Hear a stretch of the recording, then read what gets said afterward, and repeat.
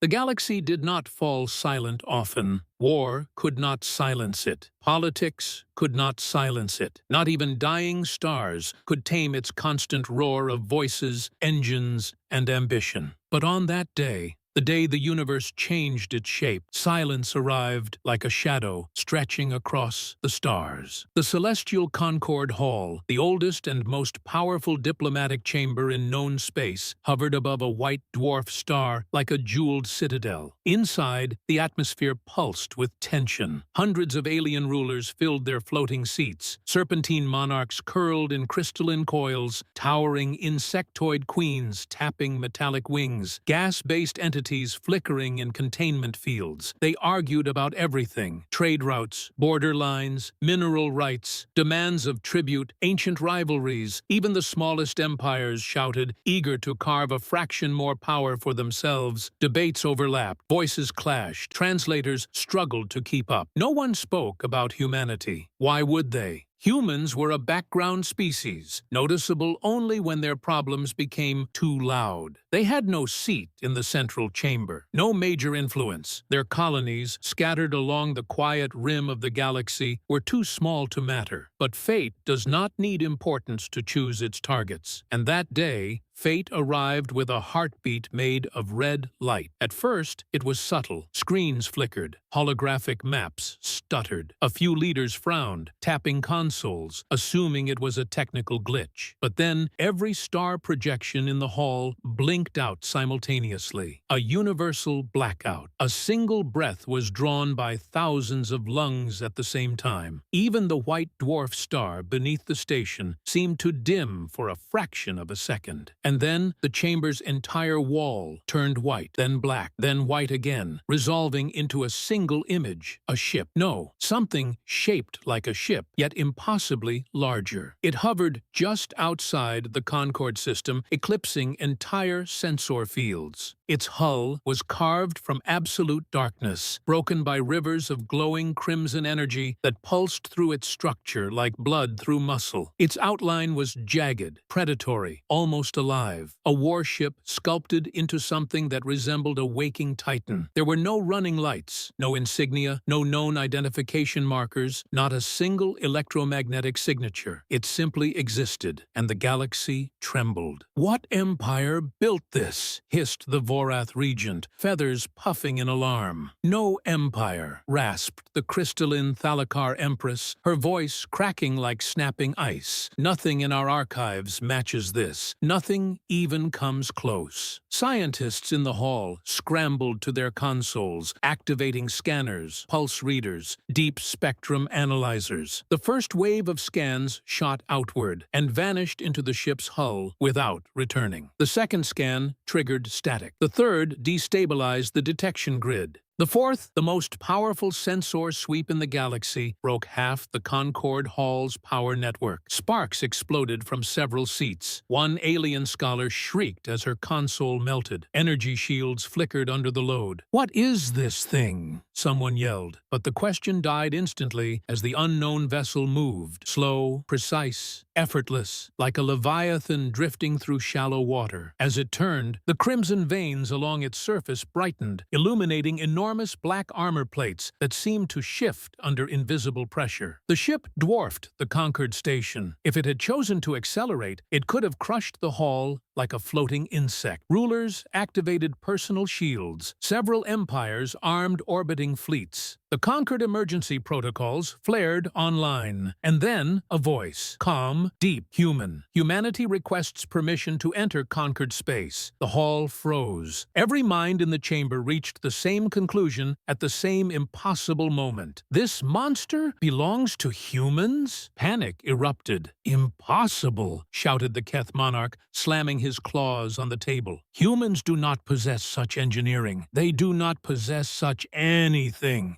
Someone else screamed, "Check again! The transmission must be forged." But the voice came again, steady and unmistakably organic. "Our intentions are peaceful." Peaceful. Peaceful. Nothing this size was peaceful. Not the way its shadow bent the light behind it. Not the way its armor rippled faintly, humming with a frequency that sensors could not translate. Not the way entire fleets locked onto it, yet reported that their targeting systems felt hesitant, as if the dreadship itself was warning them not to try. The Concord's top scientific director, a six-eyed being with silver exoskeletal plates, stood rigidly in her seat. "We cannot scan it," she whispered, not because of stealth, because something within its hull consumes the scan. It devours it. Her assistant backed away, trembling. That should not be possible. Nothing about this should be possible. In desperation, the Concorde launched unmanned probes. The first probe got within 10 kilometers of the dreadship before bursting into a spray of molten particles. The second probe disintegrated into red dust. The third simply vanished,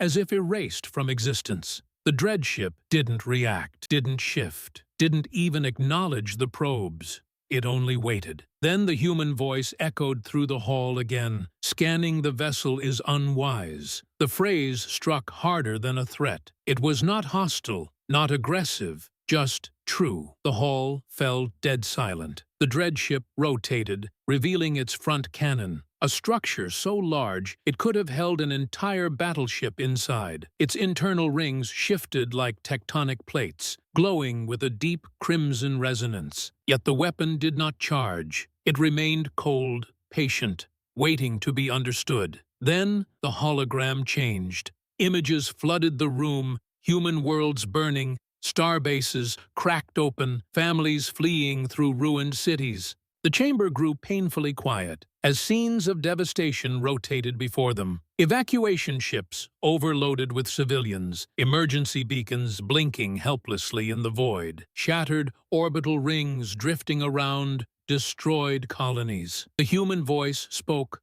not angry, not loud, but carrying a weight so heavy it pressed against every heart. "For years we asked for help. For years we warned you, and you did nothing." Delegates looked away. Some lowered their eyes, others closed them entirely. Everyone remembered the reports. Everyone remembered ignoring them. Human losses are minimal. Border raids are common. Humans exaggerate. Let them handle their own affairs. The words tasted toxic now. Another image appeared, a small girl crying beside a broken habitat dome. A father carrying his son through ash. Entire cities turned into black silhouettes. The human voice softened. We asked for peace. The halls dimmed. Even the translators paused. Peace was denied to us, and the room felt colder than space. The dreadship brightened. Its crimson veins pulsed faster, like a heartbeat accelerating.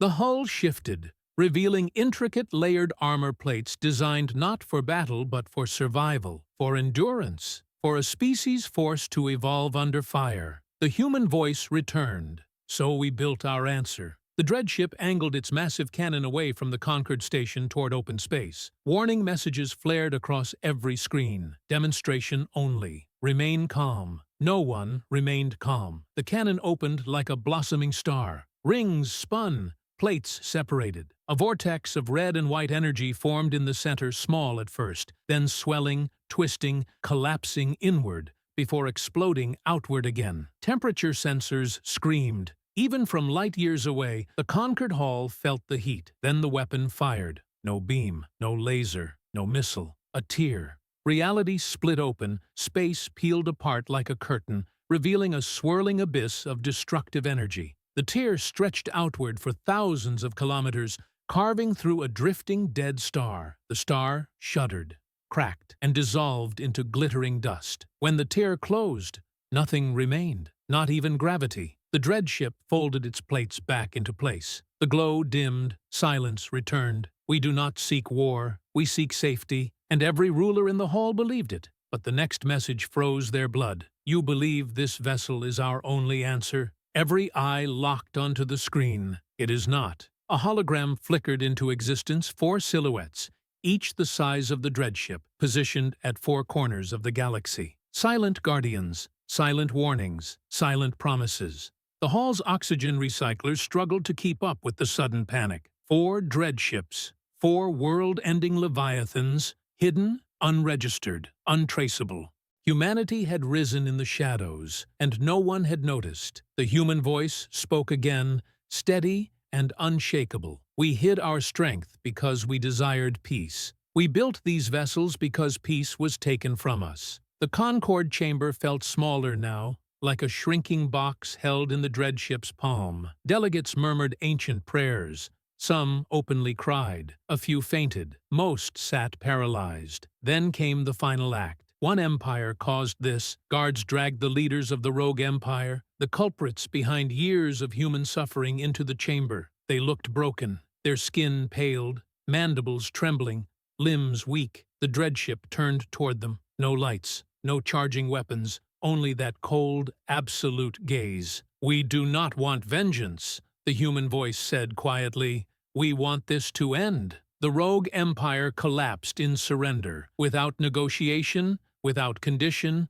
without hope. And for the first time in centuries, the galaxy changed its laws on the spot. The Supreme Concord leader rose, voice cracking. "Humanity is hereby granted full protection under the Concord. No empire shall harm them again. This is the new law of the galaxy." Every ruler nodded, some out of fear, some out of guilt, some out of respect. The dreadship's crimson veins dimmed to soft embers. Humanity accepts. Let there be peace. Then it began to fade. Its wings blurred first, then its hull dissolved like smoke. The crimson cracks winked out one by one, like dying stars. A red portal opened behind it, swirling, ancient, powerful. The dreadship drifted into it, steady as a heartbeat. Just before disappearing completely, its final message echoed through the air. "If peace is broken, we will return." The portal snapped shut, and in the hollow silence that followed, every alien leader understood. Humanity was no longer the weakest species. They were now the shield held in the dark, the quiet storm, the rising power that watched everything. The galaxy would never ignore them again.